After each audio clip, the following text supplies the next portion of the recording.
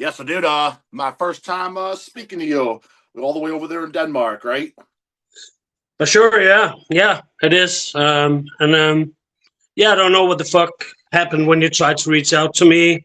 I don't know.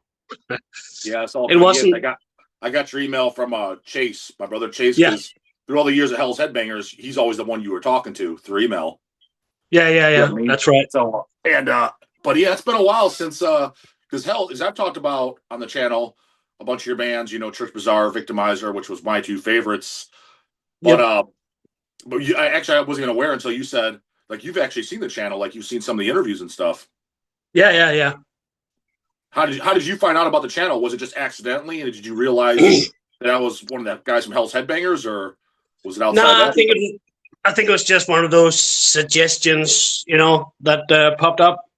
So, so I checked it out here and there, like the Vincent Crowley one, and I think one with Don, and the Lee Harrison one I watched Yeah, that's recent. recently. Yeah, that's Yeah. recent. Yeah, So, yeah, nice. Now, because you've actually you've met Don and Nunslaughter, but you realize you met Craig, my brother, who was playing bass yeah, for yeah, Nunslaughter at the time. yeah, for sure. They stayed at Nunslaughter stayed at my house back Yeah, in I don't know 2006, seven maybe. yeah, somewhere So else. yeah, Yeah, so what I from what I hear, dude, yeah, you were bragging because you were both your house was built the same year as Abigail. What was it, 1777 or something? Like, yeah. That was my old house. Unfortunately, it's burnt down now, which is a bit of a bummer because there's not a lot of those old houses around anymore. But yeah, that burned down um, after you left, or it yeah, burned yeah, down when you yeah. opened. After I left, like my ex-wife ended up selling it, and then the guy who bought it, he had some kind of fucking device to burn weeds in his yard or something, Mhm. and he left it turned on, and the roof caught on fire because these old houses had roofs made of straw, so they were like pretty flammable. So Damn. I drove by there like maybe 2 years ago, and they built some hideous modern box on the ground. It was like pretty sad, but it was a cool house though. Yeah, How far is that from where the house you live at now? a couple of hours. It's in like I live in a different part of Denmark now. Um, Mhm. yeah, Okay. Well, what you been up to in the set? Because like I mean, hell, dude, you're in more bands than I even realized. Like when I Metal Archives it, I mean, the bands I've always known you were in was obviously Church Bazaar, Victimizer, that we've also put out with your Dwell, Sarah yeah, Cloth. Those are the yeah. bands affiliated with the Hell's Headbangers, and Shadow Kingdom Records did the Vein. I was familiar with that. Outside that, some of the bands I didn't even realize you helped out with. Some I never heard of, but I mean, you're like, how many bands? So did you even keep count? What is it, 10, 12? Like you've been in a ton of bands. I don't know. Sometimes someone will talk about something, and I'm like, "Oh yeah, I was in that." I can't really keep track of it myself, but it's for sure 25 releases or something at least. I mean, more probably. So yeah, it's been a lot. But then I was inactive for like maybe 5 years, and now I'm back at it again. What were you doing during So that 5 years? Like, why were you inactive? Just, I'm assuming family and life. Like, what was going on? yeah, mainly my I was in quite a struggle with my health actually.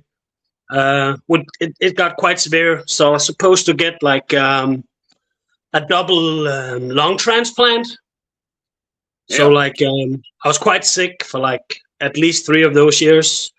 Um, but then I guess maybe 5 years ago, some new medication came up that I ended up testing out, and now my health is like the best it's been in like maybe 15, 20 years. So yeah, Was it lung cancer that you had, or now I don't know if you're familiar with the cystic fibrosis. yeah? Yeah, I was born with that. That's the respiratory system, and And you were on asthma all your life, asthma medication.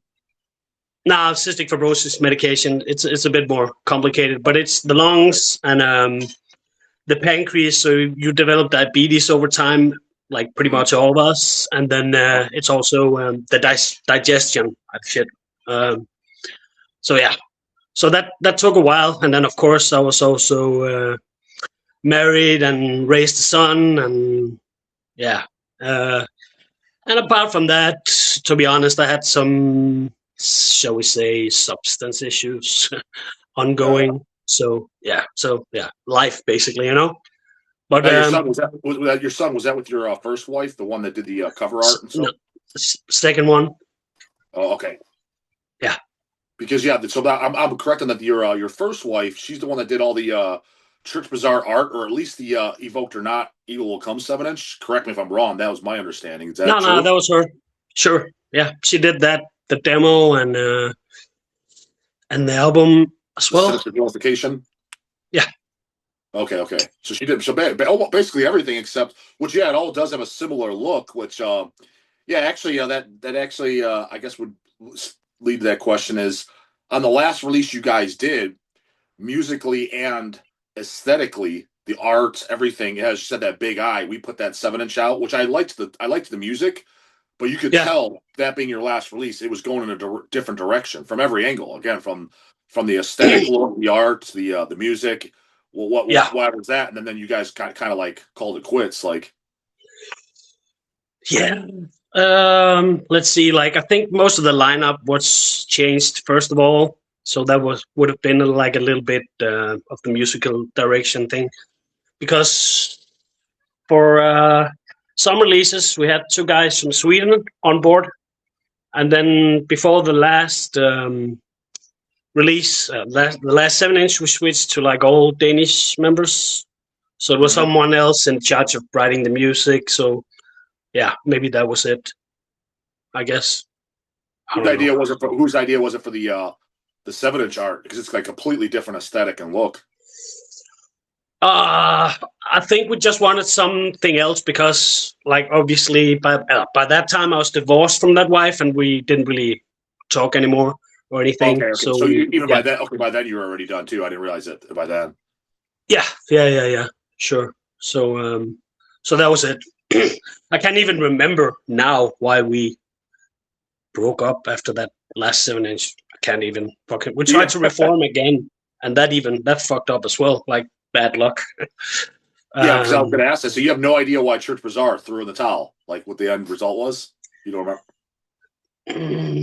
I can't really remember. I think we formed Cerecloth and focused on that for a while, which in the beginning was some of the same members at least. Yeah. Mm-hmm. But then we ended up forming it again with Jimmy, who played drums on the early stuff. He was on bass, and then we had a Swedish drummer. And we were going to release like a mini album with you guys actually, but like we ended up, I guess, paying you back some of the studio money or whatever, because like it really didn't turn out good. Um, it was like a very weird situation.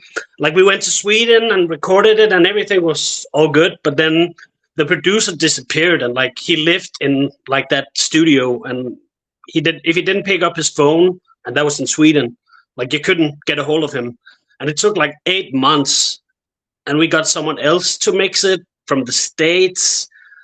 And all of a sudden, he was going through divorce, and like every mix he sent us was just like worse and worse and worse. And I don't know, it died on the vine or whatever ever you want to say. And I think it was like maybe a couple of years ago. I have it on some hard drive somewhere. I was like, maybe it wasn't that bad, but it was even fucking worse. It was like the songs were good, but like there was no energy in the recording for some reason. And I think at that time the whole point of doing a new recording was doing something that we were like 100% pleased with, because the older releases, like I like them, but like it's when you listen to them now, it's like pretty obviously that we didn't have enough time to record them, and you I know, don't know, dude. I gotta say, from 2000s and stuff, like, and now like bands that never really went very far, obscure bands, one album bands. yeah, I think Trick Bazaar and then his Victimizer Thrash. I think that's some of the best shit of the 2000s ever. Like, and actually oh because Hell's put it out. And I'm not just saying that because Hell's put it out, because as I said earlier, Chase does a lot of the signing and talking with. We have stuff yeah, that we put out that I'm like, whatever. I don't like care about. So I don't just say it, we put it out. And hell, we're long sold out of the stuff, so it's not like I have a vested interest. If anything, Yeah, yeah, there's no gain for me to advertise it now unless we were to repress it or something. Then I guess. But yeah, I've always thought, dude, from the demo, and I think I found out about it from Kanya, Jim Sadis, rest in peace, from Nunslaughter. I think yeah. it was He loved. him that brought it up because obviously Church Bazaar, for the people the posers watching, which is tons of them, uh, Church Bazaar was a Nunslaughter song. Yeah, And so immediately, what I thought, I was like, oh, it's going to sound like total Nunslaughter. And I'm like, yeah, I mean, Yen's vocals are similar to Don's. It's not a growl. It's more of that sadistic intent, morbid angel, more that snarl vocals. It's not black yeah, metal. yeah, It's yeah. not death metal. Yeah, it's like it's more of that style. So I was like, it's like it's got that. I was like, but it's really, but dude, immediately I loved that demo. And then Aster from Horror Records put the demo out on 7-inch, and Yep. yeah, I immediately loved it before we were even working with you. And but it wasn't like I was like, oh, but it's not like I thought it was gonna be like a Nunslaughter like clone band. So I'm kind of curious, like who came up with the name? Obviously, Nunslaughter influence, because even at the very early ends, you covered Nunslaughter and you covered Nunslaughter a couple times.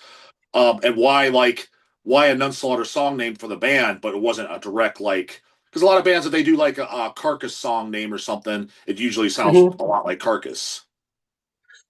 As far as I remember, I think we more or less just played non-slaughter covers in the rehearsal place whenever we would get back together.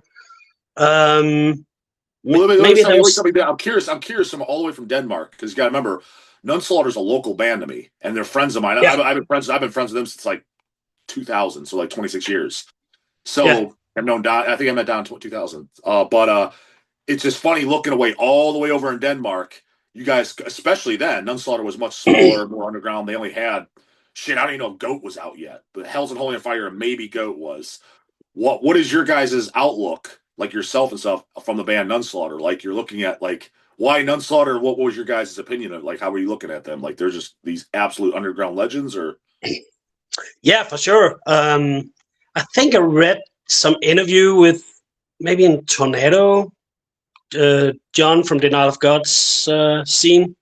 okay? And I think I wrote down and ordered some merch and stuff. And I bought a lot of the stuff that Astor would get in his distro. And it was just pretty much everything you want from like old school death metal, like super fucking catchy, no thrills. Yeah, it just spoke to me, I guess. Do you remember And what the first thing by Nunslaughter you heard was? I think that would have been. I think the very first was actually the, that demo from '87. I was one of Still the darkness. first Still things. darkness. Yeah, but not back then. Yeah, but Way that's the later. first And thing like you just the one thought to that hear. sounds like it's recorded in a bathtub, like underwater. So Ritual of Darkness is Nah, raw, but it's kind of like got the it's Gods Rotting of Christ, Christ, I think. Rotting Christ demo. Exactly. Yeah. Yeah. So that didn't really impress me, but I guess maybe it was that split with Decapitator, Okay. that 7 Yep. inch. So Maybe that yep. was it. Or the Blood Devil, one of those two, or Face of Evil. Yeah. That's some really early ones I remember getting. So, yeah, there was just something about it. And then we enjoyed playing their songs in the rehearsal room. And I think why we came up with the name, there was like now the name escapes me. There was some dude doing like a non-slaughter tribute CD, Mm-hmm.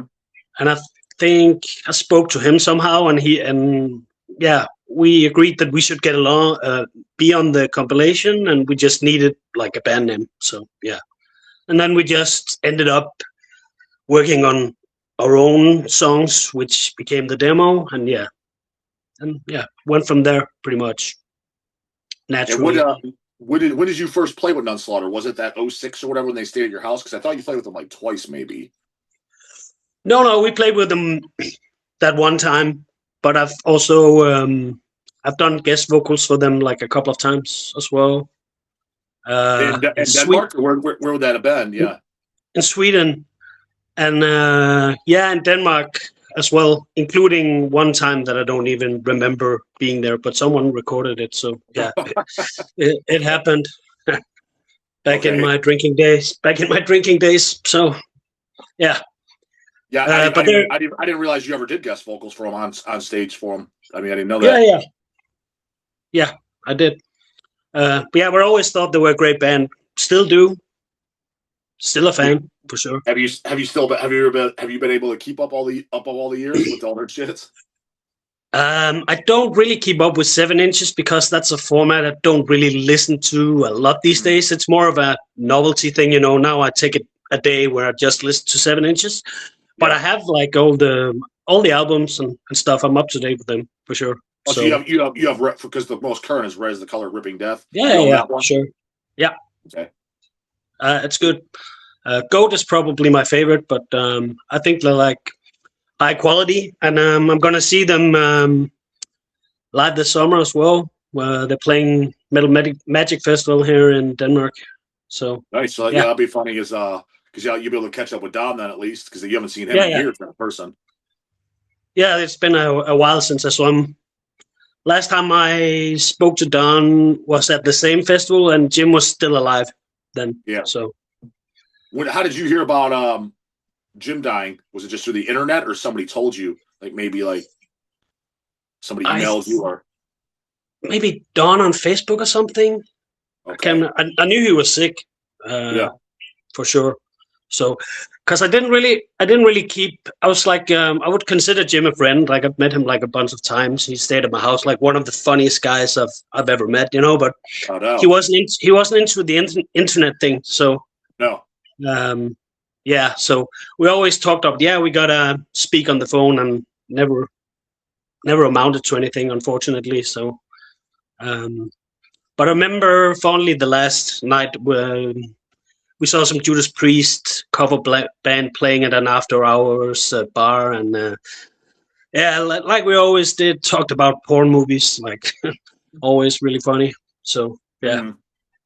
Well, speaking of movies, it seemed like you had a lot in common with myself that people don't bring up because generally speaking, when you hear about movies in the metal scene, everybody brings up horror movies. Not that I'm not a Mhm. horror movie fan, but a lot of stuff that I grew up on as a fan was movies by Arnold and Stallone. So like Yeah, Victimizer, Pride of the Zombie Squad, singing about Cobra.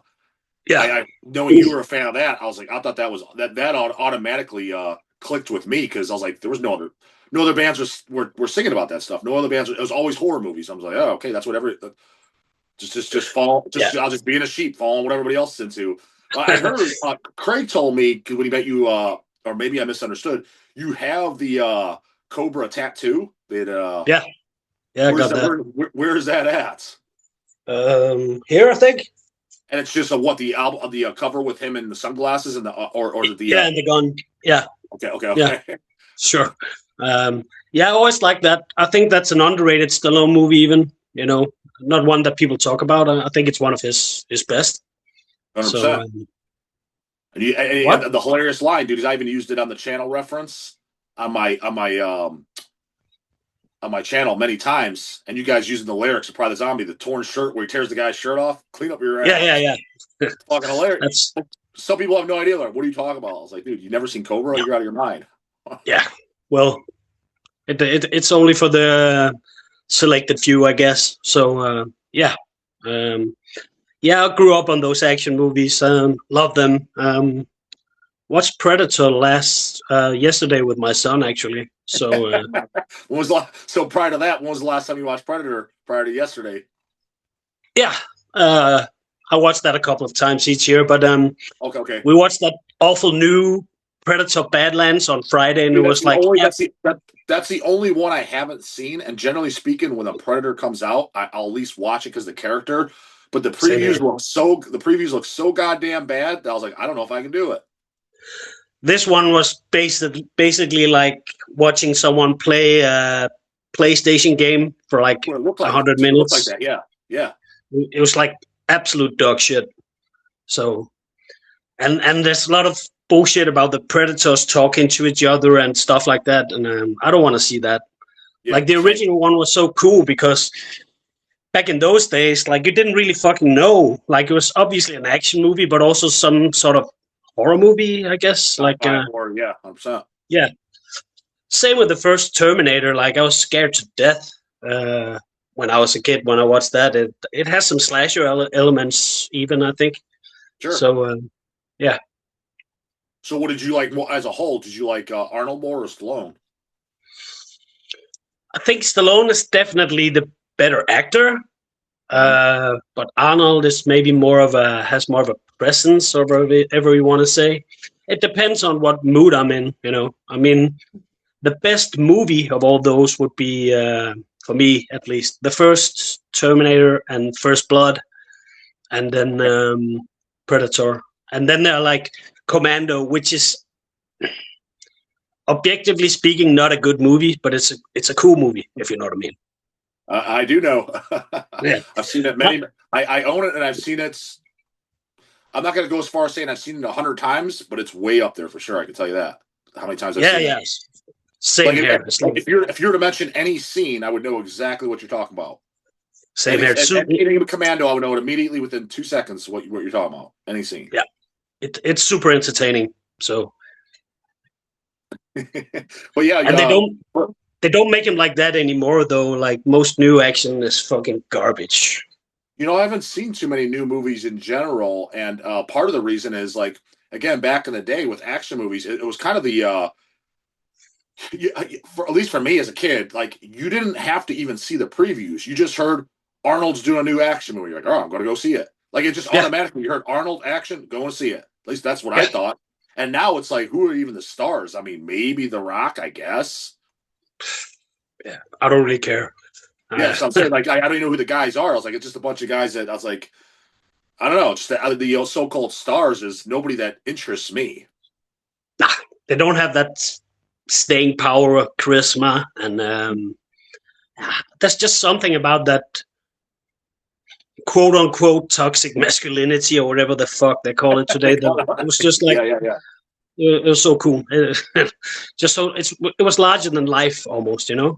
So yeah, you can watch those movies again and again. Did you ever get an Arnold tattoo? Because from my memory recalls, when you were talking to Craig back and forth, maybe after you met with Nunslaughter, or maybe it was at the show, he said that you told him that you were wanting to get again, I could be wrong. This is like 20 years ago. That you wanted to get a big tattoo of Arnold on your back, but I don't think the wife will like that or something along those Uh, lines. I don't know. Probably wasn't word spoken being sober, but I'm sure I meant every word of it. But not yet. But I'm sure I'll get there. I mean, I'll get tattooed later this year, or maybe that'll be it. So Okay. Now going over to like the Victimizer, then again, it was singing about a lot of those topics and a lot of topics across the board. What's funny is my introduction to Victimizer again was through Aster. Um, Back then he was doing the 7 inches on gatefold covers.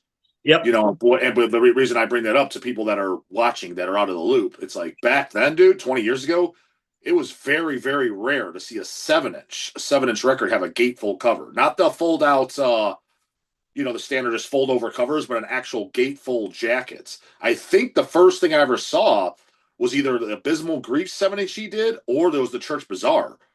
But the Victimizer Communist Crusher is doing that. But that's how my introduction to Victimizer was Communist Crusher 7-inch that got through yeah, Aster.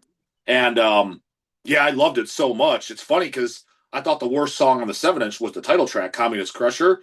The best song was Bone Breaking Armageddon Metal. And that's still, I'd say Bone Breaking Armageddon Metal and Pride of the Zombie Squad are my two favorite Victimizer songs. I would have to say for sure. Question is especially in today's wimpy ass fucking society, it's funny because back then I thought nothing of it because again that was normal metal. Did you guys yeah, ever yeah. catch any? Did you guys ever catch any shit for your leather and spikes line, which would not go over well today at all, to say the least? I think we got more shit for the title track. Actually, um, I can't imagine what would have happened if that was today. like, but I don't know. I think the thing we got the most flack for like ever was like playing with the GBK here in Denmark. That didn't go over too well with the Antifa crowd. When you say didn't go over well, were people like picketing or like what was go like? That was, I got sent a lot of links to like those fucking Antifa forums, and there was like a lot of talk about hunting us down and whatever. So nothing really happened. But for a while, if you went out like to a bar or something, yeah, you you bring weapons just to make sure, but nothing really amounted of it. But again, you can get called a Nazi for basically everything these days, and 100%. even back then. I was going to get to that. What is your take on that? Now it's so bad with the wimpification that they brought into the metal scene. Yeah. Like what is your take on that? That then the people bring in these cancel culture wimpy views into the metal scene? Because in my opinion, the metal scene, part of it was to escape all that fucking nonsense. Yeah, it's really weird. Early on, it was more like a rebellion thing, and now it seems like the newer god is more of like an echo of the media or whatever the fuck. I don't know. I feel like a bazillion years old sometimes. Agreed. I'm just too. Again, I'm too old to really care about it. I just shake my head, and I know what this thing means to me, and it will remain that. But I don't know. Those people will find something else to do, some other fucking trend to hop on. I don't know. I don't give a shit, but it's pretty insane. How bad is it in Denmark? Like, because again, I never even been to Denmark, but I mean, I just picture it. I mean, with minor little differences, it just seems like everywhere is the same with a few culture differences. It is. It's pretty bad here. I think. But then again, I don't mingle much. I don't go to many shows or anything like that anymore. Really, not much. Sometimes, but it is to my understanding that it is pretty bad with all this shit. People get offended real easy. Yeah. What is like? Would you say you don't go to shows much? Do you go to at least 1 to 2 shows a year? Would you say? Yeah, for sure. But not like some, I don't know, 4 or 5 years ago. Now I just go if only if there's something I really really want to see. I don't go out just because there's some show. There isn't much of a scene where I live anyway, so I'll have to travel. But I guess like almost 2 years ago, I stopped drinking, and it's been even less. It's been even less since then, I gotta say. What's something that would come, and I'm not saying something outlandish that couldn't happen because everybody's dead.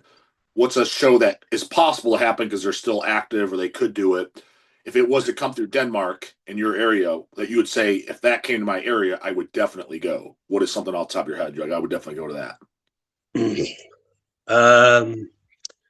Oh well, there is of course the Nunslaughter thing. Okay. This summer, and Macabre is playing there, and they're playing the same day. And I was actually planning Macabre, to from Macabre from Chicago. Okay. Yeah. Okay. They're pretty cool live. So they're playing the same day. So I was probably just gonna go for that one day, but now Uli John Roth from Scorpions is playing, and he's only playing stuff from Entrance and Virgin Killer, which is like brilliant stuff in my opinion. Mm-hmm. And I saw him play there like maybe 6 or 7 years ago, and he had like it was him on guitar, and then he had some younger dude on guitar and vocals that sounded just like Klaus Meine in the 70s. So that's for sure something. Yeah. I would really, really like to see the Misfits as well with Danzig back in the band, but that's not announced anywhere around these parts. But that's something I would actually maybe go abroad for as well. Because they did a few shows. The thing is I think I almost saw something wrong or somebody was reselling tickets. Because from me, I remember when they did that reunion, the closest show when I looked it up was like New Jersey, which is like maybe like 8-hour drive for me, depending on what part of Jersey. But the thing is that I looked it up is I was like, that can't be right. The tickets were outlandishly expensive. When I say outlandishly, it was like over $1,000 for like a shit seats. I'm like, what? I was like, yeah. And people were like, yeah, that's what they are. I was like, that's got to be somebody reselling. Maybe the show sold out and somebody's reselling them. I was like, there's no way they're selling out a show with those type of prices. Jesus Christ. So when That I doesn't saw sound right. that, I didn't. Now everybody in the comments is probably like, "This guy's a fucking dumbass." I went for $80. I'm just saying, when I looked it up because I was somewhat curious, I'm like, "Oh, well, I'm not paying $1,200 and driving 8 hours. Fuck that." No, you no, no. know. That's pure insanity. That's Uh, out of the question. so from from But from there on out, I never looked into it again. So, but I mean, yeah, if it came to Cleveland, it was like $100 or something. I would 100% go. yeah, it might closest here would probably be Germany or something. That would be all right, I guess. So Germany's just what, like a couple hours for you? yeah, depending on where in Germany, I think Germany would probably take 3 hours from where I'm at or something like that to the border. 2.5. And you just Yeah, do you just go by yourself, or does your wife like metal? Or I'm not married anymore. oh, I thought you were remarried. Yeah, and re-divorced. Okay. Yeah. Nah, so I'm just. I'll probably just go with some buddies or something. Okay. Yeah. And what about your son? Is he how old is he then? 17. Is he like at all into this stuff then? Nah, nah. We have so more or less the same taste in movies because I brought him up on like a lot of the '80s classics, which most kids his age they don't know what the fuck that is. Correct.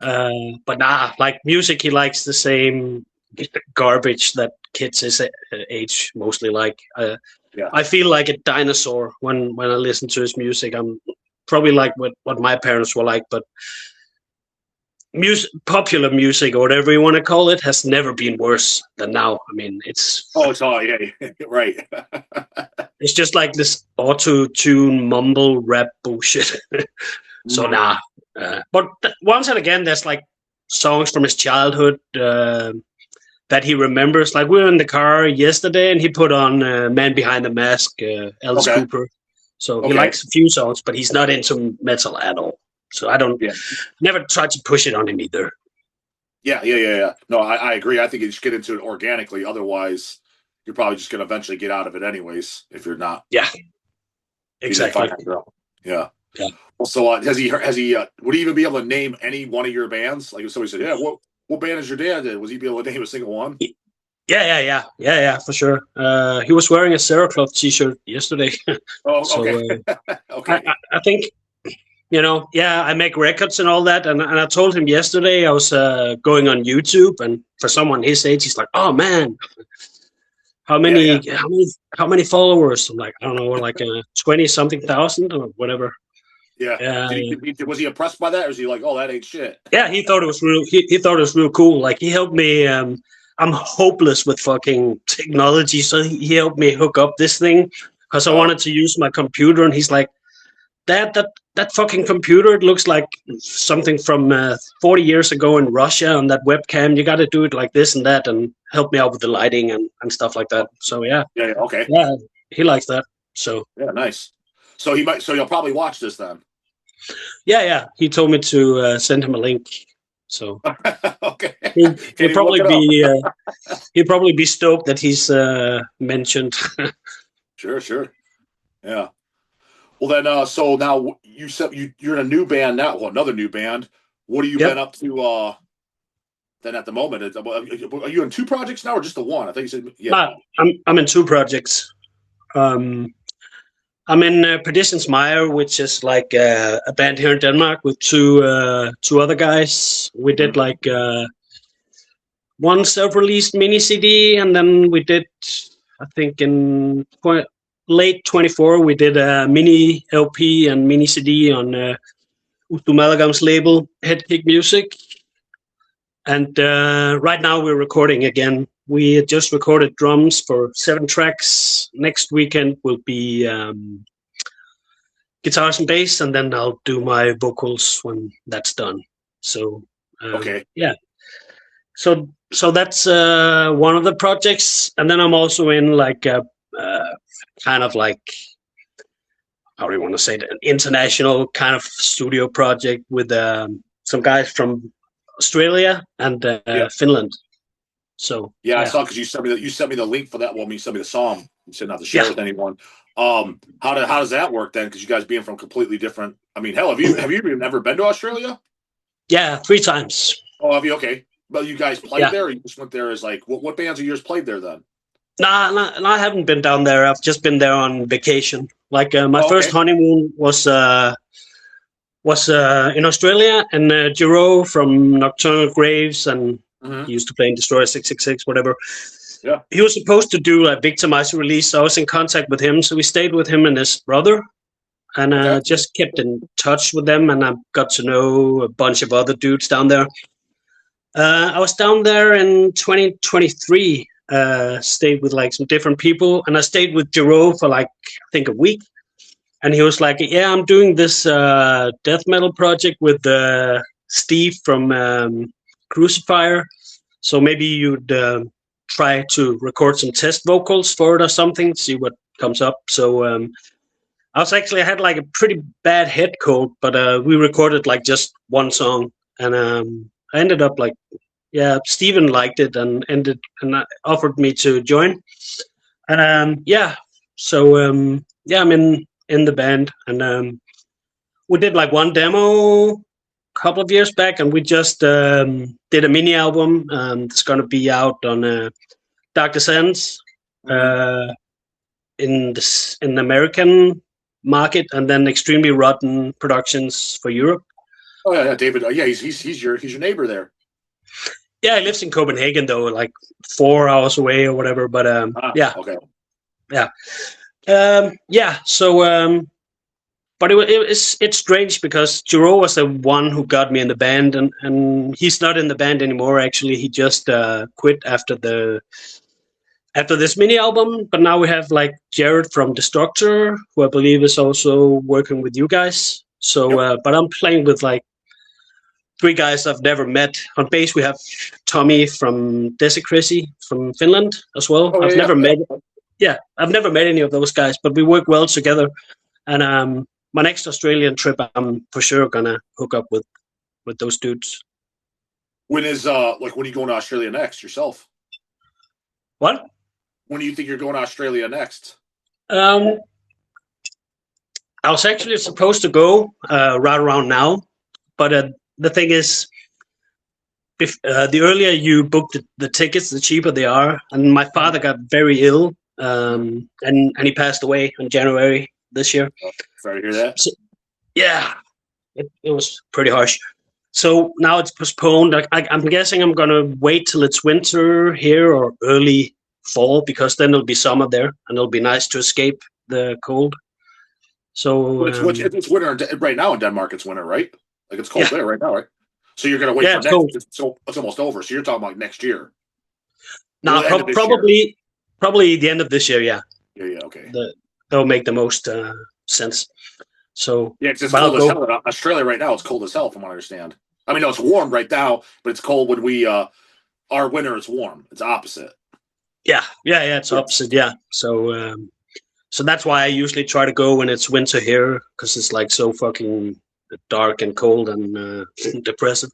So I'm Is it thinking I'm like that? gonna Is your go. guys' winter's bad? Do you guys get a lot of snow in Denmark or anything like that? Sometimes there's been quite a lot of it this year, but then we have years where it's just like, I don't know, windy and rainy for six Yeah. months or whatever. It's been a lot of snow now. I think today's the first day without snow for like 3 weeks. So Okay. so it's nice to get down where it's warm. So I'm probably gonna go. Probably just gonna go there for like a month or something. Oh, mom, shit. Yeah, it's a long trip, so yeah. Yeah, yeah, yeah, yeah. What do you do for work? Do you work at all? Do you have like I mean No, I don't work anymore. I'm on pension because of the health thing. okay, yeah, because it seems like because Astor's in a similar situation too, right? Like he doesn't have a job, right? Nah, nah. They're in Uh, Denmark. They like take care of you guys like pretty good. It seems like. yeah, like if I could work, I would. But I think I'm getting to a stage now where it's possible again. So I can at least I'm gonna try to get like a part-time job just to get something to supplement the pension with. You can do that So Oh, okay. They don't take it away if you start working and making income. nah, if it doesn't surpass a certain amount, you Okay. can do Yeah. that. Okay. It'll be Yeah. good for motivation, and also I like traveling, and yeah, that's pretty expensive. So Mhm. so yeah, saving up a bit. Because yeah, I went to Australia in 23. I went to Thailand in, was it last year? I think maybe. Yeah. I was down there visiting Lenny, who used to play bass in Church Bazaar. He's lived there for like 17 years. He's a school teacher Oh, down really? there. Yeah. And he lives in Thailand. Yeah. Why is he in Thailand? Like because he's originally from Denmark, right? No, he's from Sweden. I Okay. think he was backpacking in Kuwait or something. No, not Kuwait. I don't know. Some country, and he met someone who was like teaching in Thailand, and he just wanted to try something else out, and he ended up staying down there. So yeah, but the guy's still one of my best friends. So when he's in Europe, he comes to see me, and yeah, I finally made the trip down there last year. So yeah, So what did you it's think of cool. Thailand? Because I've heard some pretty interesting stories about it. Um, I liked his region. I'm not a fan of Bangkok. That's Yeah. like the most hectic place I've ever been. Like super stressful. Did you bump into any lady boys? What? Did you bump into any lady Yeah, boys? there was like yeah, there was tons of them. Like uh, pigtails, and then an Adam's apple and a scum stash in the working at 7-Eleven or whatnot. Uh, Yeah, I yeah, hear it's pretty rampant. yeah, for sure. But yeah, it was a good experience, but super fucking hot, very very humid. Yeah, So does it get cold in Thailand ever? I don't even know. I think it does, but that cold is relative, Uh, not compared to what we have here. And where you're from, there's snow and shit as well, right? yeah, it's snowing today. Yeah, Yeah, today it's snowing, and it's kind of cool. The way you described is similar to Ohio. I mean, we never had a winter where there's no snow, but there's definitely some that it's more than others. I mean, like 3 weeks ago, there was a whole day. There was a shitload. I think we got like it was like 12 or 14 inches, which I don't know yeah, what that translates to. I don't know what that translates. Well, 12 inches, like a 12-inch record, so that deep. You know what I mean? yeah. Yeah. Yep. So, Yeah. like, you guys, yeah, It's it. do you guys ever get a day to where you'll get a 12-inch record with the snow and where you're at? Yeah, but it's been a while. Oh, I okay. think the last thing I can remember, I think it was in 2009. I was in Australia, and the last day down there, it was like 47 degrees, Mm-hmm. and the whole way home took like forever because there was like a bunch of snow, like in Frankfurt, where I had like had to change planes. It was like in Die Hard 2 with the billboard going cancel, cancel, cancel, cancel, and then you Yeah, could, yeah, they couldn't even set you up in a hotel because everything was occupied because so many planes were delayed. So, and I had a layover in fucking Middle East somewhere. It took 60 hours to get home. It was 47 degrees when I left, and I came home to like minus 18, and there was so much snow that schools were closed, and that was like a bit of a shock. So what's the best Die Hard, Jens? Because I heard you're a big fan of that too. Hell, you were talking to Craig when the fourth one came out. Said Yeah, you're going to go see Die Hard 4 in the theater. It's fucking awesome. Nothing but action. I like it. Yeah, The fifth I one did is too. I thought the the fifth very one is last one shit. where the fifth one where he goes to Russia, I thought was a bit unnecessary. I mean, it was entertaining, but it was a bit unnecessary. But the fourth one, I liked. I I like it. liked that one a lot. Yeah, Live Free Yeah, or Die Hard. I like John McClane a bit more old and gruffy. I can relate to that. Yeah, but the best one is for sure the first still. I Okay. think Yeah. third one's cool. That's what I heard you said too, dude. When you cut your hair, you finally cut your hair. You're like, yeah, I always wanted to go with the John McClane look. Well, I really had no choice. That I could, or maybe I could play in a Niflheim cover band or Oh yeah, something. you could have rocked that. Yeah. Yeah. Do you know any of the guys in Niflheim? They're your neighbors. I don't know them, but like a friend of mine set up a show for Hell Butcher last year.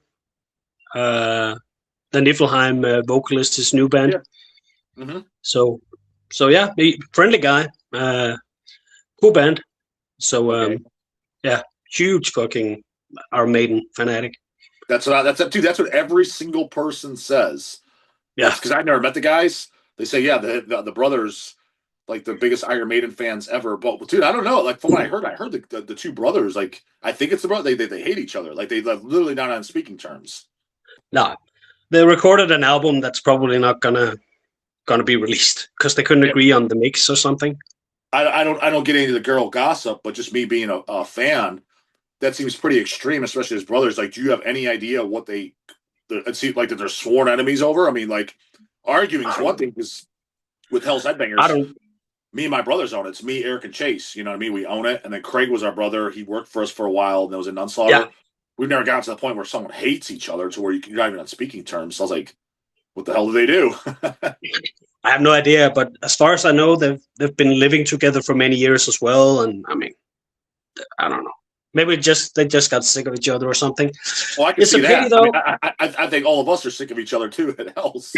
But I mean, yeah, that could definitely happen. You know, just like anything, you're around somebody so much, you become you get your own little just irritating things about each other. You know what I mean? Yeah, sure. Like, but when they lived together, I was in their apartment once because I was in. Okay. Yeah, I was in that Swedish like metal band Kill for like a couple of years. Yeah. Another band you're in. Yep, Kill. Yeah, so I was in Gothenburg, and I can't remember why. One of them did the Kill logo. I don't know. We just went by his place just for maybe like half an hour, like a Maiden museum. It was like it was pretty cool. So yeah. But yeah, it doesn't take a lot to get those guys talking. I guess Hell Butcher. Like I was wearing like an Iron Maiden. A bootleg shirt of Eddie as Don Johnson from Miami Vice from the Somewhere in Time era, and like he zoomed in on that immediately. Really? Yeah. So that was cool. Did you like all the Niflheim releases, or just did you have a cutoff? Or no, I like all of them to varying degrees. My favorite is Servants of Darkness for sure. Okay, but I like all of them. What about that band Necro Curse? Did you like that? It was okay, but I don't think nothing really stuck with me for that. Maybe do you? So I thought that full length was pretty damn good, which I have the CD of that. Because I think they did a 7-inch tube. They didn't do a ton of stuff, but yeah. No. What did you listen to? Did you listen to that Hell Butcher then? Yeah. I like that a lot, and they were like really fucking good live as well. When we had that, when we arranged that show for them last year. Here in Denmark. Yeah, good stuff. Do you know any of the other guys in the Hell Butcher band, like the other musicians? Nah. I'm not really sure who they are even. Good players though, I gotta say. It was a little bit more of a heavy metal show compared to Niflheim, so which was cool. So yeah, I like old heavy metal. So, when was the last time you saw Mercyful Fate or King Diamond? Obviously in Denmark. Oh fuck! I guess that would have been way back when he did the Puppet Master tour. Okay, so no reunion type stuff and shit. Nah, I never made it for some reason. Now, okay, so like let's say when you saw him last, let's say it was Puppet Master. Yeah. I asked Aster in the video similar question, same question, but I think he was talking about he saw him. He was referring to like Mercyful Fate on in the Shadows, so in the 90s. When King Diamond, you saw him in Denmark. Does he in between songs, his stage banner? Does he talk in English or Danish since he's in his homeland?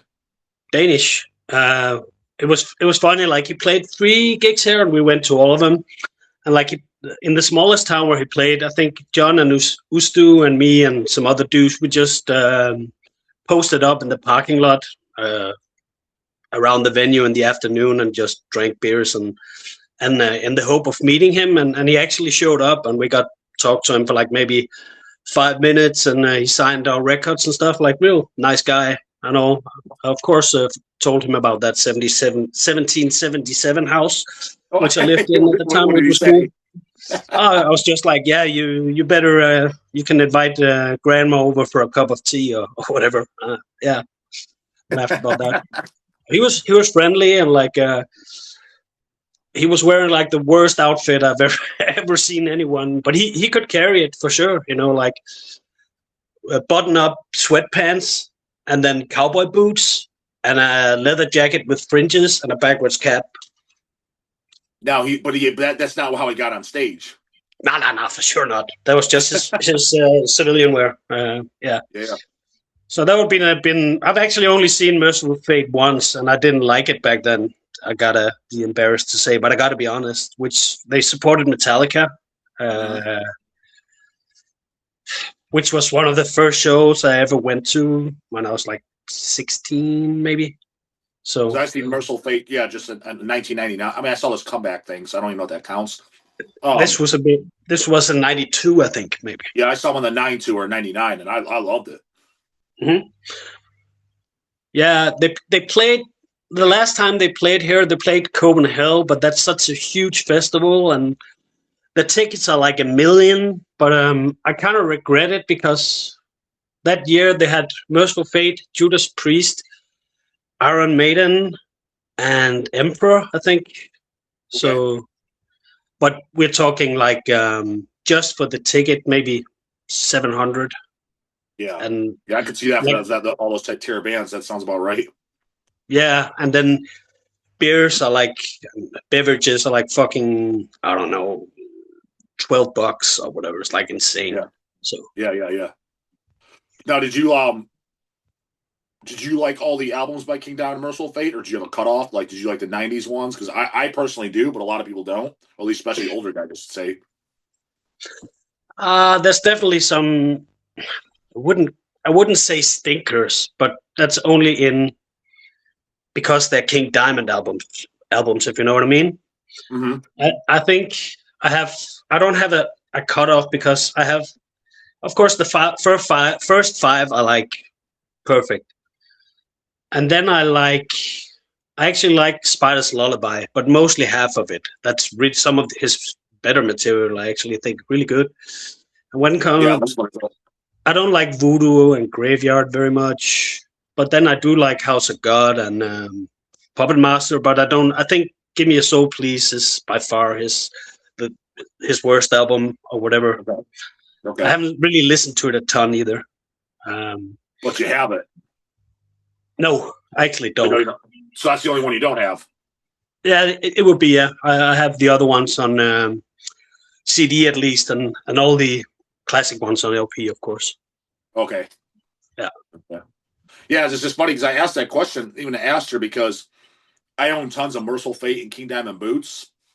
Mm-hmm. And the only boots I have live in Denmark are some early 80s Merciful Fate ones, which are really early shows. Like, technically, I have the first show. There's I have the picture that's over there. It's called First Sacrifice. So it's obviously in Denmark, right? But he talks in English. And you would think, like, oh, like, he would speak in Danish. But then when I asked, like, even yourself, you're kind of like people watching, they're probably like, this guy's an idiot. Like, of course he's speaking Danish. I'm like, no, but he didn't. It's kind of weird. Like, you're confirming in the 90s to 2000s, he was speaking in Danish at his shows. But I wonder why in the 80s, when they were basically a no-name band, like, why were they speaking in English? You know? I think that's exactly why, actually. Like Astor said also in the interview, maybe they wanted to be like more international, but now that they are, it's fine speaking in native tongue when it's a hometown show or whatever. Okay. I think so, but it is weird for sure. Yeah, I would feel weird playing a show in Denmark and speaking in English. I could say, yeah, because the only live, like on the last thing we put out by Church Bazaar, which if anybody watching this, if you want to get into Church Bazaar and you kind of just want to like best bang for your buck, you want to pick up. Hell's put it out years ago. I'll just show it on camera. So this is fucking right here. Is this? It's like a compilation disc. Yeah, the Sigma Kid. And there's some live tracks on here with some live versions, and yeah, I remember that you're speaking in Yeah. Danish. I don't, So, but this has I think this has everything, doesn't it? This has the album, both 7 inches, the demo. I think this is the Yeah, it has complete discography. it has everything except the album. The album's not on here either. Which one? The album's not on here because it's 2 discs. No, it's like all non-album material and some rehearsals and live things. Yeah. But it's funny too because obviously it's on here. Where's Jesus? It's funny how you covered Jesus is Doomed by Nunslaughter. Because little fun fact about that, that's the last song on Goats, the Nunslaughter Goat album. And before that album even came out, Jim was playing it for us. We were just kids, me and my brothers, and he was so proud of it. And so obviously he sings on that song. And just that was the one that stood out on a first listen just because it was so memorable and you can understand what he's saying and the lyrics are funny. Destroy the Holy Ghost, the one we hate the most. It was just comical and funny as shit. And then, I'm thinking me as a kid, and again, being a local band and friends, you're thinking like, nobody else knows about this shit. And then on the other side of the goddamn world, you guys cover it. I'm like, okay, fuck yeah. See, someone else does know what's up. Yeah, I think. Yeah, I don't know why we chose that song, but I think we've covered at least 4 or 5 others that we never recorded. I don't know. So back when that's what we used to do. So yeah, it was just, I think it was like a last minute thing. We just, did it. Now, was that kind of a thing? Like, was that something you were choosing, or was that something like all the members of the band at the time were big Nunslaughter fans, and you guys were all kind of like bringing a song to the table? Or as far as I remember, I would probably be the one suggesting them and back and forth. I can't really remember. It's been, I don't know, 1,000 years ago, it seems like. So yeah, I mean, to think about shit, it's funny because like technically speaking, I mean, Church Bazaar and the All in All, at least in my mind, is still kind of a new band. And because when I think of old, dude, I think of Mercyful Fate, Melissa. I think that's an old album. You know what I mean? yeah. It is weird. So it's funny because me asking you questions like this, and you're like, yeah, it seems like forever ago. Imagine if you were talking to King Diamond, and you're asking him shit about Melissa. He's probably like, yeah, what the fuck? Like, you expect me to remember that? It is a new band, but the demo is 24 years old now, I think. I know, yeah. When you do the math, it's not, but it might. Yeah. When you get older, you're just like, yeah. To me, anything. When I hear the year 2000, I'm like, oh, it's a newer band. That's yeah. I understand that logic perfectly. So time is fucking relevant, anyways. A year is nothing anymore. Nothing. So yeah. I'll ask this. It seems to be going an ongoing channel thing. And I just asked this to who the fuck did I have on yesterday? Why can't I'm drawing a goddamn blank? Who did I have on yesterday? I just did a Zoom yesterday. I forget who the fuck I had on. It'll come to me.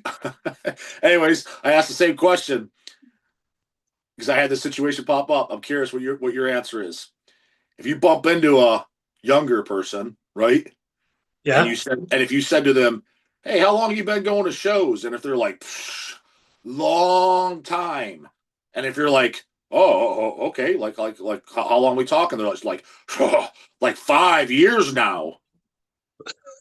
Yeah. Would you think that's a long time?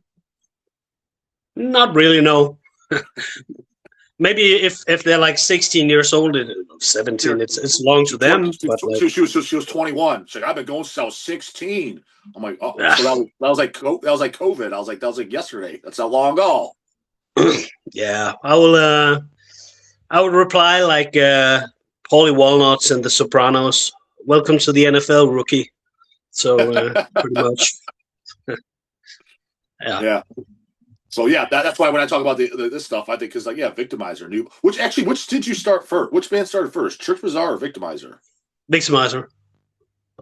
Now, when you're doing Victimizer, why did you decide like, oh, let's do another band? Like it just like why did you feel a need?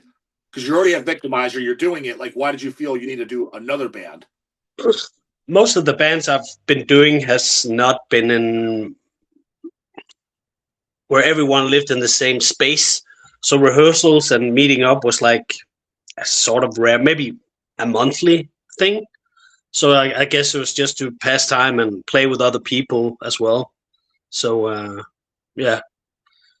Maybe Which one Church did you? Bazaar, I think. Alan, who I did the band with. Yeah, I don't know. I just wanted to make music with him. So, Which one did you enjoy more, and like looking back at it, most proud of? That like, of those two bands, or yeah, those two. Yeah, let's start with those two, and then we'll go all of all. I don't know. It's like completely.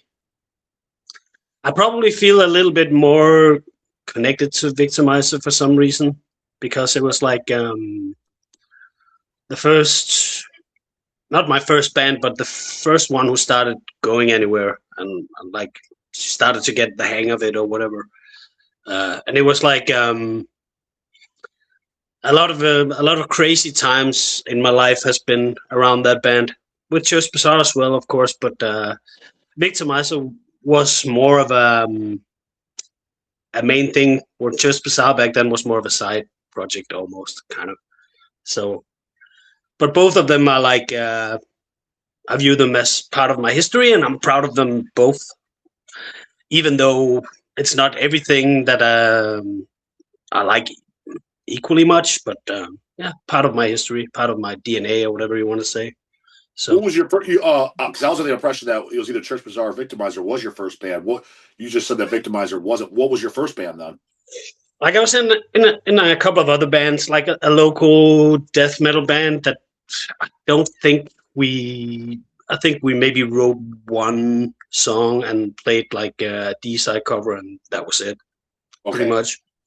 And then I had like a very an early black metal band also called Undergang, like the current Oh, death okay. metal one. Yeah. Yeah, yeah. So, but we just did one demo, and it was actually with Alan, who I also played in with Church Bazaar. But the two Okay. other guys were like, nah, we couldn't really. They were not cut from the same cloth, so to speak. That band had How's a that? very How's that demo? Like looking back at it, is that any good?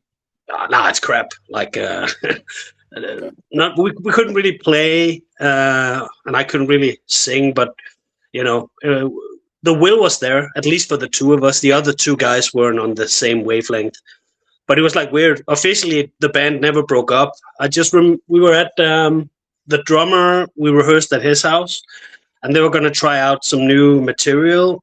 And I was just sitting in the couch, and I could look. There was like a window to where the band setup was, and those riffs they played reminded me of like elves or something dancing around a campfire. So I just stood up and left, and I haven't seen two of those guys since. So Oh, never seen them since, huh? I don't think so. No. So, but then I formed Church Bazaar with Alan like I don't know, 3 years later, maybe or something like that. So Oh, yeah, okay. Now, so you've never picked up an instrument ever? You've always only done vocals? I tried to fucking play bass early on, and I have a very very good friend who's a guitar teacher, Mhm. but nah, I'm pretty fucking hopeless. I have like the fine motor skills of a fucking gorilla. So Mm. and the patience of one as well. So he was like, yeah, you're probably the worst student that I've ever had. So nah, I've never really. Wish I did though. Never had the patience for it. So just tried to have have a little bit more versatile vocals or whatever you want to say. So yeah. But did vocals come easy to you, or are you just like, I'm just going to do this because I know I can't do an instrument, so I'm going to force myself because I want to do a band? Or did it like you're like, oh, this is actually pretty easy, like remembering the words and singing them and pronouncing them, like especially live and Yeah, I think it was somewhat natural. Always, screaming along to Morbid Angel songs and whatnot. And some people telling me, yeah, you could probably do this, but then again, when you actually get into real rehearsal room, it's a completely different deal. So sure. I wouldn't say it would come easy, but I've never thought about anything else. That's what I wanted to do. So Okay. Yeah. So, well, then, okay, then going back, we're just talking about the two, like overall, because you have so many bands. What's would you say your favorite thing that you've done is then, like your personal favorite? Maybe of not the most everything, successful. Yeah, maybe not what was the most successful, what you're most well known for, but that you are personally the most proud of. I have a couple, but then there's like different reasons, like my own performance or the overall fucking product. I'm very, very happy with the Cerecloth album we did with you guys. I'm still Okay. like that. That's a really good one, I think. I really like the first Victimizer demo. Is the second demo is really special to me as well. And I'm probably blanking out here. Perdition's Mire, the mini OP we did in 24 is right up there as well, and this new Unholy Redeemer one. So Okay.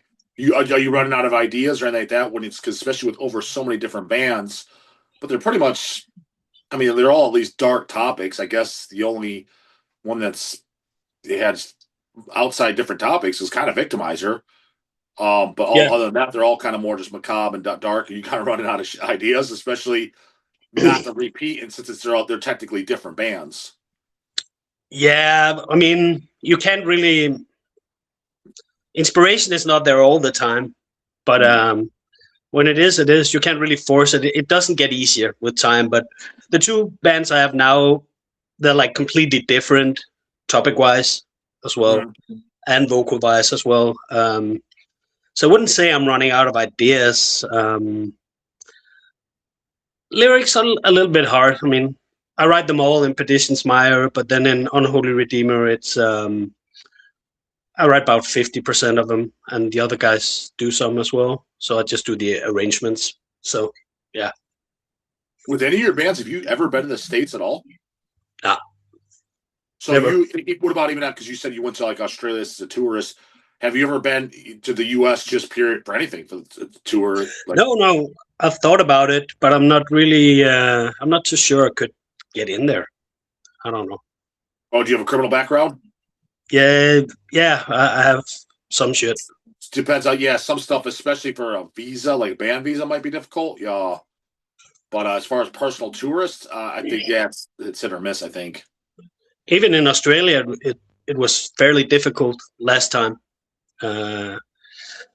Even though what I have on my record is like way back, but I had to get like an official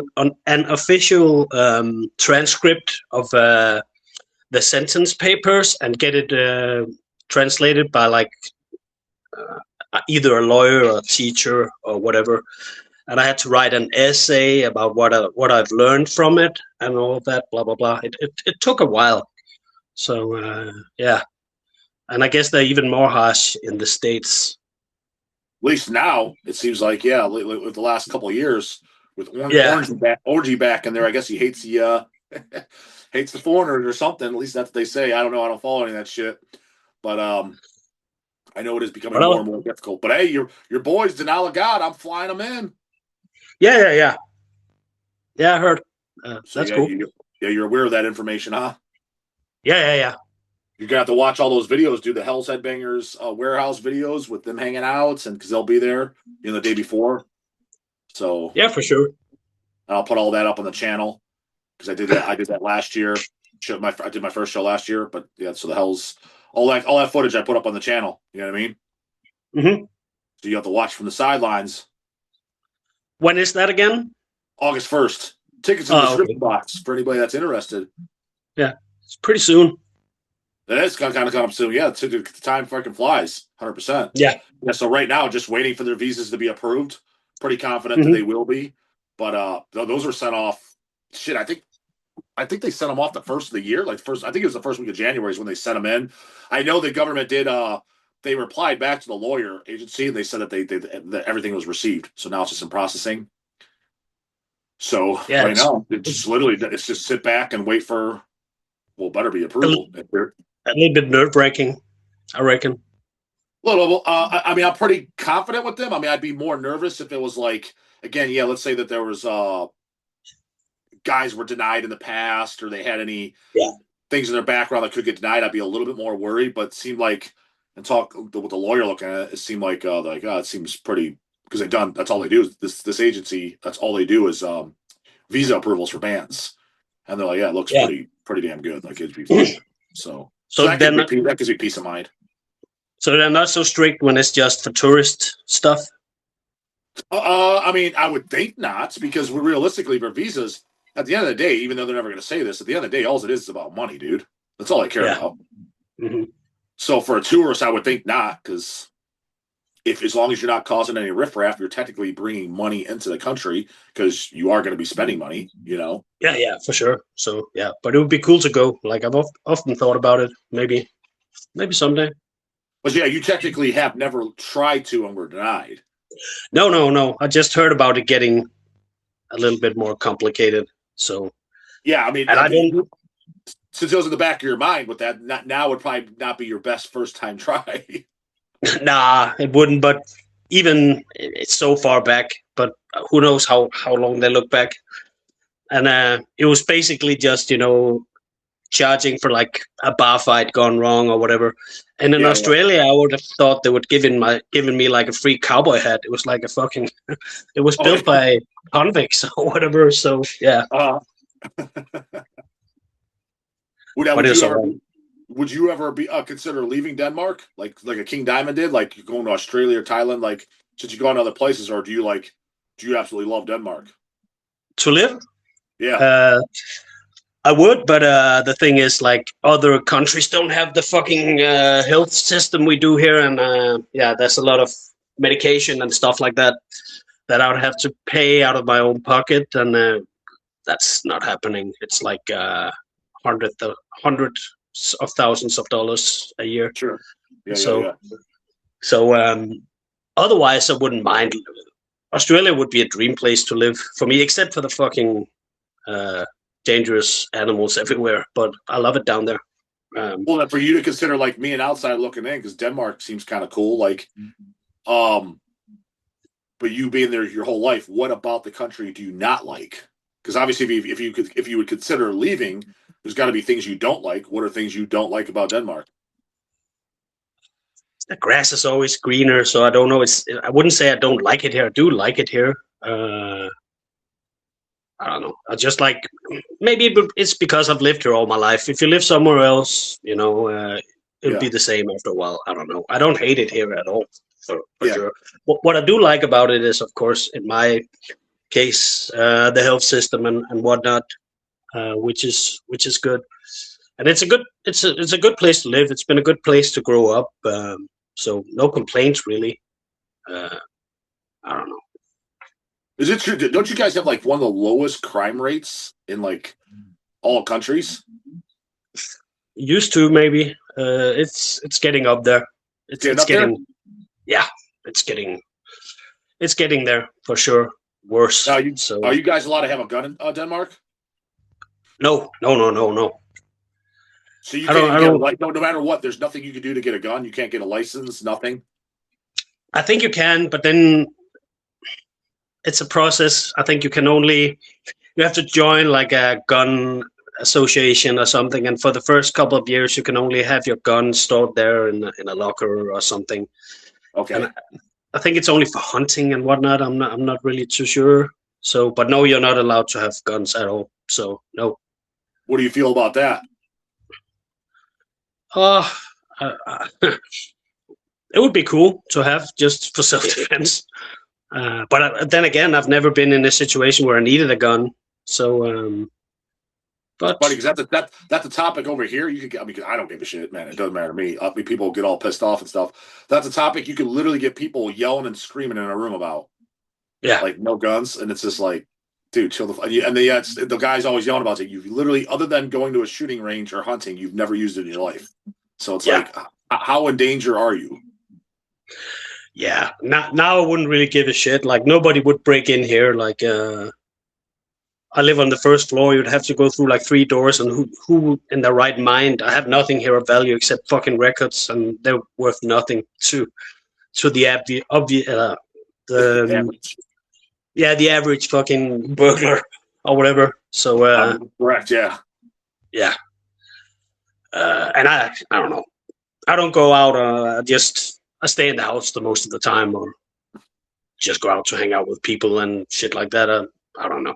I'm not really exposed to crime, but it's there for sure. Well, how often do you see like Aster and Ustu?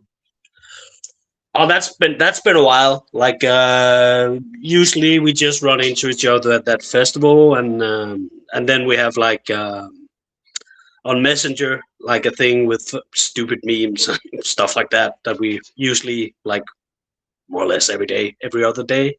So So you and Aster and Ustu, you talk almost every day then, at least through WhatsApp or not text message. yeah, we just post stupid stuff on there. So, but it's been a while. Like for the past, I don't know. Back in the day, we used to hang out a lot and spend a lot of time together. It seemed to have like faded away, but like we're still good friends and all that. I'm going to John's 50th birthday bash. I think it's in May, so we'll meet there. Okay. Okay, so that he's because he's the younger brother, right? Like he's younger. Yeah. Because Yeah. Aster's like what? He's like 54 or 52 or something like that. Maybe 52. Yeah, I think a couple of years older than me. So. But you're not 50 yet, right? Nah, I'll be 49 in April. So. Okay, yeah. So you guys are all close in age. Yeah, officially the fucking last year in the 40s, which is depressing, but what can you do? Yeah, dude. I mean, I'm in my early 40s, and I hate that, dude. It fucking licks balls. Yeah, I feel more like Clint Eastwood every fucking day. Yeah, and then yeah, exactly. As the world goes by with technology and the kids getting into it, and dude, I feel more and more out of place than ever as the years go by. Yeah, there's no real use in trying to keep up. Why would we? I mean, things were better. So you as well, you're just gonna be that grumpy old man, right? Well, I've been that grumpy old man since I was in my 30s, I think.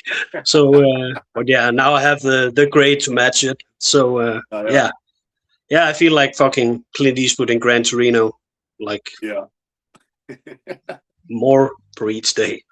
So, so how long do you think you're going to continue? Like now that you're back doing the band, you said you had a 5-year break. How long do you think you'll continue going? Just as long as health can keep up, or do you think you'll have a point where before that you throw in the towel, or like just doing music? I don't know.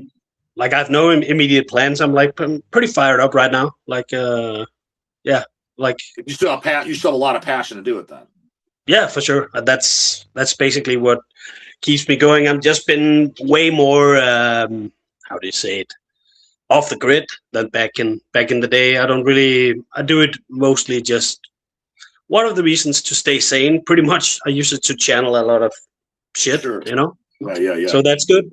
And I'm probably just gonna. Right now, I'm very hungry. Like we did one release with Unholy Redeemer, doing another one with Victimizer, and then we're going straight into doing a 2-track promo with Jared, just to see how he works out on for the band, recording wise. Yeah. Well, we've been on for a little while, Jens. How long have we been on now? We've been on for what the hell is it? Yeah, we've been on for about almost 2 hours. So I mean, really? I don't want to take. Yeah, time flies when you're having fun, man. When you I think what time we start? No, 7. About an hour 50. Okay, about an hour 20 minutes been out. But I don't want to take up too much of your time. What can the Devils do to help you out? Like, you got any links? Check out on Holy Redeemer. Like, you got you want to like email me those over? Anything you want me to include in the description box? Like, check out the current hell. Because dude, again, like when I looked it up just to make sure, like you're in bands that hell I wasn't even aware of. I mean, I was aware of obviously a lot of them, Kill and Saercloth and Dwell. Hell, most of them we put out.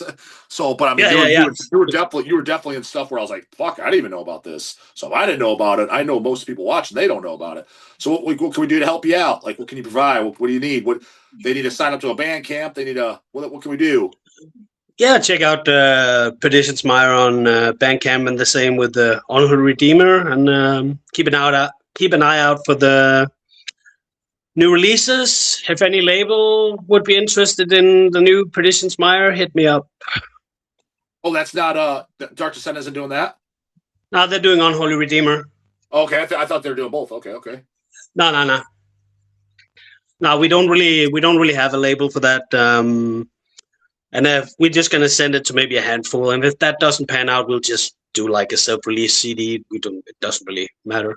It's You got it's a some of different your day and projects are age now. yeah, you have What? released, you have self-released some of your stuff, haven't you? You got some of your bands. We did the first Predictions Meyer ourselves on Okay. CD. Apart from that, no. But I also did a label for a little bit. I don't know if you knew that. Oh, which label? What was your label called? Pentagram Warfare. Oh, okay. Yeah, okay. I mean, I know that. I mean, I'm sure we got some of that stuff. It's like I know the name. Like, I'm sure we got some of it in stock. I imagine they probably traded with Chase. Yeah, probably. We didn't do many releases, but a couple. So yeah. Okay. Uh, so yeah, that's about it. I think. Yeah, Yeah. Well, you that got was my email, cool. Jens? Just yeah, email me. Reply. Today or whatever, or tomorrow, whatever it's convenient. Reply with all the links you want me to put in the description box of this video, so they can just. Again, these kiddos of today, the one thing I've learned, man, is they're lazy and fucking stupid. Unless you provide a Yeah, link for them to click on, they don't know the old days of searching. You know what I mean? nah. And the old ways of attention span. Correct. Uh, So you got to, but that's getting worse. we That's got to do getting everything worse for even them. with us old fucks. Yeah, dude, we got to put the baby powder on their butt cheeks and pull the huggies up for them. Got to do everything Exactly. for them. Yeah, Yeah. Mama has to tie their shoes before they leave the house, so got to make sure we got them links for them. But there's so many fucking bands now, also. So I'm That having a there hard is. time to keep up, even. So That is true, but it's easy access and it's free. Unlike back in the day when you had to manually check it out or buy it. that's true as well. So So there's take and yeah, give on both sides. exactly. Yeah. So All right, Jens. Well, yeah, dude, I appreciate your time. It was really good talking to you, man. you too. Yeah, but Should we end this with a favorite Arnold quote of some sorts? yeah, What's well, yeah, yours? fucking favorite. Favorite Arnie quote. Shit. Well, dude, I'll say this one, and I'll leave the story out because I don't know if it might be public. Hell, you might not even remember. Just thought it was hilarious. I think Chase told me you said it. You end up doing something, and you're like, yeah, because just like Arnold would say, big mistake. You're a choir boy compared to me. A choir boy. And the days. Yeah, not his best movie, but a cool quote. Well, I dug the movie, yeah, but especially scenes like that. Yeah, it was like Arnold crying and stuff like that was like a bit weird. It was like what it wasn't. I mean, it's like one scene. Yeah. I rewatched it recently with like a couple of friends, and we had like an Arnold soundboard that when you push the key, it said quotes. That made the movie like way better. Did you ever watch? Hey, there's a bunch of them out there, and most of them are extremely fucking stupid. If you haven't seen, I'll try to search it on YouTube. The Arnold prank call where he pranks. Yeah, I know them. But yeah, but you know the Murphy. There's only the only really good one is the Murphy's Plumbing that he pranks. Have you ever heard that one? I'm not too sure. I'll send it to you because a lot of them, like they're like super stupid. Like it's just really dumb. But the Murphy's Plumbing, because the guy literally thinks it's real and he's getting super pissed off. And the lines that were used is like, dude, it's spot on the money. Like it's funnier than shit. That's pretty cool. You gotta fucking have been living under a rock not to know that voice. Right. That's why, too. Yeah. And you can tell, like, unless the guy's a hell of a good actor, like he's legit, like he's all pissed off. So yeah, I'll try to search it on YouTube and I'll send you the link because it's the first time I heard it, I was laughing my goddamn balls off. Yeah, fuck it. Do that. I'll send you those links and say hello to your brothers for me, man. Well, dude, I'm sure they'll see this themselves. I'm sure they'll watch it. You know what I mean? So they're fully aware of who you are. Let's just say that. That's cool. Yeah, and Don also. Do you see him around? Yeah, at all? I see him more often than I like. I see him at least a couple times a month. I just saw him a few days ago. Comes down to the warehouse, drops shit off. Nunslaughter stuff, and no, I see him at least once a month. And okay, I'll tell him. Yeah, I'll tell him that I had Jens on because he was a big Church Bazaar fan, dude. He liked the Sinister Glorification album. He's like that's one of the greatest death metal albums to ever come out in the 2000s. I don't know about that, but I'll take praise when it's coming from him. I mean, Jim was also, dude, he doesn't like much. He hates everything. No, that's true. So I'll take that. So yeah, that's cool. Hell yeah. No, I'll tell Awesome, them. man. I'll tell them that we did this, and I'll tell them to watch it. So Yeah, cool, man. Sure. that's what. Yeah, it was good talking to you, Jens. All right, buddy. Thanks. Thanks, Later. man. Later.